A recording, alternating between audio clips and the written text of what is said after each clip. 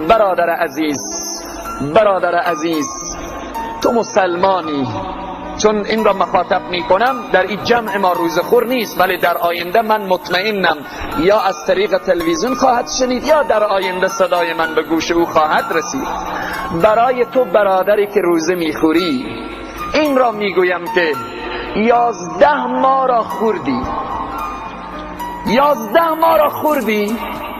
حالا یک ماه مبارک رمضان یک ماه است، یک ماهی که دروازه های رحمت الله باز، دروازه های بهشت باز.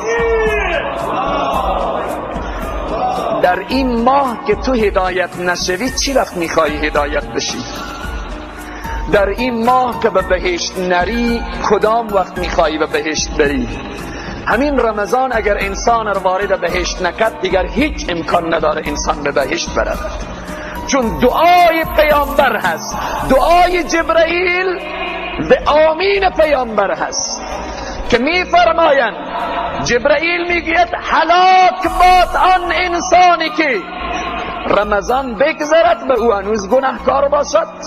پیامبر میگوید آمین. تو نظر به این حدیث پیامبر تو از جمله هلاک شده هایی، ولی 10 روز دیگه مانده خود را نجات بدی از این هلاکت، خود را نجات بدی. دروازه الله باز هست، توبه کن، تضرع کن، گریه کن. 19 روز را به غفلت سپری کردی. متاسفانه ادیر میگن جوانها در اوج جوانی، زور، قوت، بازو. برادر قصه کرد، گفت یکی از دکانها را مشاهده کردم که وقت چاش دکان پایین کشید، متوجه شدم که روزه میخورن. خب این دکان را که پایین میکشی از نظر مخلوق که دوزخی نداره، چرا از نظر مخلوق خود را غایب میکنی؟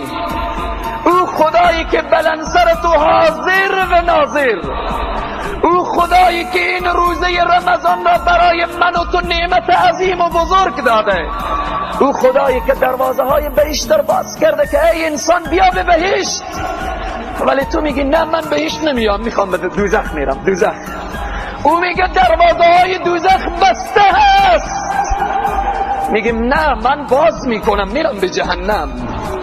حالا اینجا گناهی کی هست؟ آیا میشود بگیم خدا در حق انسان ها ظلم میکنه، انسان ها رو به دوزخ میبره؟ پس ای برادر عزیز، ای برادر غافل، 10 روز دیگر از رمضان مانده، متوجه باش که به این 10 روز جبران کنی. شب قدر را دریاب که جبران بشه.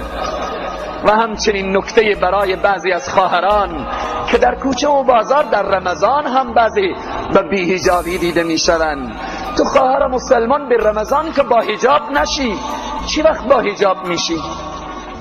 کسی روزه میگیره برای خود میگیره، کسی با حجاب میشه برای خود حجاب گرفته، عزت گرفته. مگر اگر همه انسان ها روزه بخورن برای خدا چی ضرر وارد میشه؟ خداوند جهنمی ساخته، بهشت ساخته. روزه میگیری برو به بهشت، روزه نمیگیری برو به جهنم. فمن شاء فلیؤمن و من شاء فلیکفر. با حجاب هستی برو به بهشت، بی حجابی برو به جهنم. با حجابی با عزت زندگی کن، بی حجابی با ذلت و خواری زندگی کن.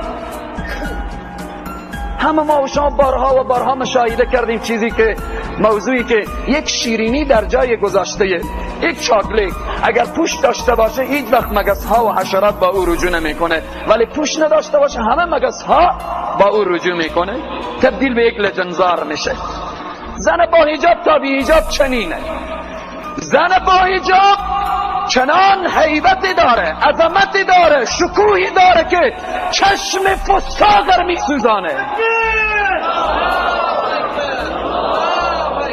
چشم فساقر میسوزانه حجاب زن مسلمان.